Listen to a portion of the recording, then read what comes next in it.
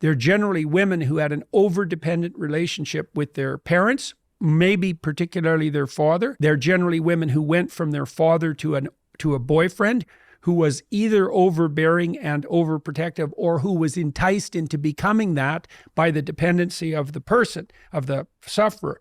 And then, so imagine you're a dependent young woman, you haven't learned to stand on your 2 feet. Every time you had a problem, you were taught to seek authority. You sheltered behind the protective walls that someone else had established for you. You married someone like that. Now he died, or you're getting a divorce, or so that wall is starting to come down. Okay, so all that existential panic starts to rise.